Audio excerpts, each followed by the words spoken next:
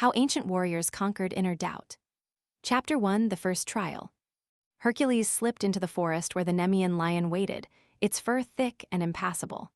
The hero clutched his club, his heart pounding, yet he did not flinch. He saw the beast, not as a terrifying creature, but as a test of courage and determination. He pressed a club to the beast's throat, smothering its roar, and with a single blow, the lion's relentless spirit was captured. Modern life has its own beasts: fear of failure, a shaky confidence, a voice that whispers, "I cannot." The lesson from the lion's conquest is simple: confront the beast in your mind with direct action. Like Hercules, you do not need to pretend the animal is not scary. You simply must face it head-on and then take the next step. In practice, imagine that daunting presentation you have to give. Instead of avoiding and letting anxiety grow, set a small, manageable goal. Write a key point that you will speak about. Write it, practice it aloud once, then move to the next piece. By confronting the first piece, the fear diminishes and you build momentum, just as Hercules broke the chain that bound the lion.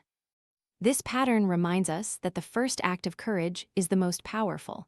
It opens the path for all further actions. The lesson: when the beast of doubt stands in your way, step forward with a single purposeful act, and the fear will start to shrink. If you found this story inspiring, please like, share, and subscribe for more empowering journeys. Reflective question: what is the first lion you need to face today, and what small step will you take to tame it? Chapter 2, The Second Challenge. The Hydra, a multi-headed monster whose blood thinned upon every cut, stalked the battlefield near the river. Hercules, with fire-poisoned torches, attacked each head, but every severed head grew two more. After many attempts, Hercules realized he would not win by force alone. He employed clever strategy and the help of a wise ally. In our own lives, despair can appear as a hydra. Each setback seems to multiply. A missed deadline, a criticism in a review, a dropped project can feel like a head that regrows in two directions: frustration and self-doubt. The insight here is to pair action with intelligence.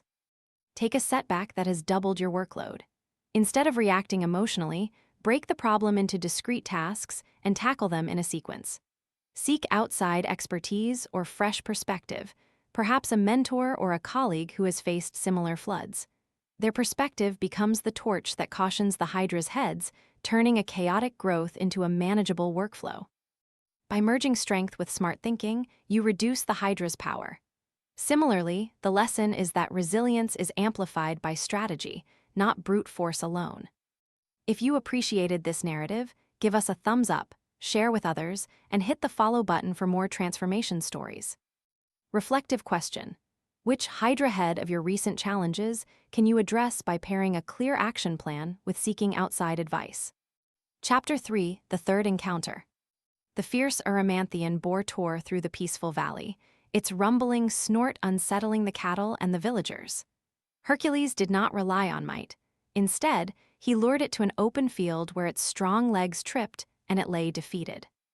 In business, the noise of doubt can feel like a boar that roars out of proportion. Its low, constant drumbeat can distract teams, break focus, and even cause costly errors. The key lesson is to use the environment wisely to reshape the noise into an opportunity for clarity.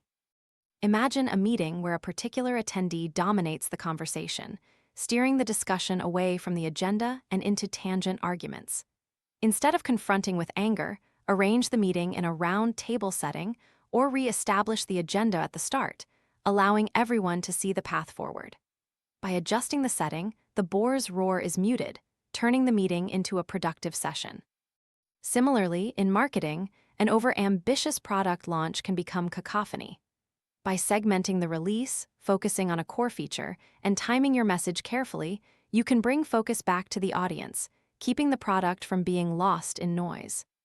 When you master the environment, doubt's roar can be turned into a rhythmic beat that guides, rather than hinders.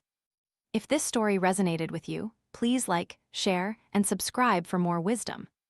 Reflective question: what environmental change can you implement today to silence the boar of doubt in your workplace or personal life?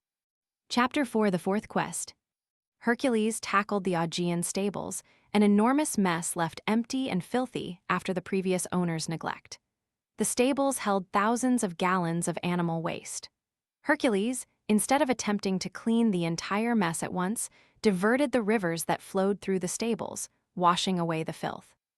Obligations and overwhelm in our era often appear as this staggering pile of dirty work. The simple insight here: change the process, not the task. By altering the flow, you remove the burden from yourself. Suppose you manage a team that has a backlog of unresolved tickets totaling weeks of work. Instead of pulling it all at once, set a system of weekly sprints, prioritize high-impact tickets, and delegate smaller tasks. Or, if the overload is your own schedule, reassign portions to remote collaborators or adjust deadlines. By redirecting resources, you reduce the mess and restore momentum. In finance, if your budget is drowning in miscellaneous expenses, create a zero-based budgeting template that forces you to allocate each dollar before the next month. The act of reallocating is a river that washes out the mess. The overarching lesson is that overwhelm's root cause is often structure. By redirecting the flow, you cleanse the chaos. If you found this narrative powerful, please like, share, and subscribe for more transformation tools. Reflective question: which current task or project feels like a stable's mess, and how can you redirect the river to manage it more efficiently? Chapter 5: The Fifth and Final Labor. The final task was arguably the most seductive, capturing the golden apples of the Hesperides. It could be taken in one swift act, or it could be waited upon. Hercules worked with his friends, coaxing a gentle giant to protect the garden, then harvested the apples with grace and purpose. The golden apples represent perfection, ultimate success, or that elusive, perfect career many chase. Pursuing them relentlessly can turn into a cycle of never being enough, fueled by distraction. The key message: collaboration and timing are as crucial as valor. Think of your own dream: a perfect promotion, a flawless product launch, or a flawless relationship. Rather than sprinting relentlessly, step back, identify allies, mentors, teammates, partners who can help you grow. Set realistic milestones rather than fixating on the final goal. When you have a clear path, the golden apples become accessible treasures, not unattainable myths. In entrepreneurship, instead of waiting for the perfect market, test minimal viable products, learn from feedback, iterate. The process turns the mythical apple into tangible progress. The lesson concludes: the pursuit of perfection is itself a journey. With the right companions and a well-planned route, the goal becomes achievable, not a never-ending fantasy. If this final chapter resonated, please like, share, and subscribe for more inspiring journeys. Reflective question: how can you enlist allies and set incremental milestones to reach the golden apples you desire in your personal or professional life? Philosophy Spotlight: Buddhism, the fight against Mara. Buddha's teaching in the Pali Canon speaks of Mara, the tempter who whispers doubt, greed, and despair into the mind of every seeker. In the heart of the forest, a young monk named Ananda sat with Buddha, asking how he could guard his mind against Mara's relentless attacks. Buddha replied with one simple rule: when Mara comes, let your breath steady the mind. Observe the sensation, name it, and let it pass. A powerful illustration of this comes from the Buddha's own exile. While wandering the forest alone, he confronted the darkness of Mara with a single breath, a mind free from attachment to the world. He did not banish Mara. He calmly observed and let the illusion slip away, showing that the key to victory lies within, not in external force. Practical lessons for us today. 1. Mindful awareness. When a bad news article spreads doubt across your mind, notice the feeling without reacting immediately. Naming the surge of anxiety as dread allows it to lose its grip. 2. The breath anchor. In high-pressure meetings or interviews, a brief pause and a counted inhale can ground you, preventing the mind from spiraling into self-doubt. 3. Detachment from outcomes.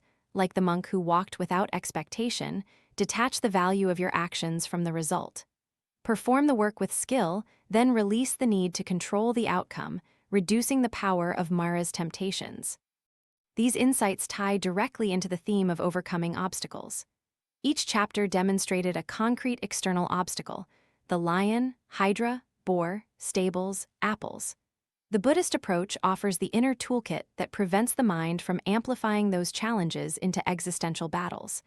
By weaving mindful breath into our strategy, we can turn the fight against doubt into a simple, ever-available calm. Closing. You have witnessed how ancient heroes conquered external feats through strategy, collaboration, and purposeful action, while the Buddhist path reminds us to tame the internal forces that amplify these challenges. The union of external might and inner peace provides a full blueprint for modern success, resilience, and personal growth. Thank you for joining this journey from myth to mindfulness. If you enjoyed this exploration, hit like, share with friends who need a boost, and subscribe or follow for more stories that lift you forward. End of script.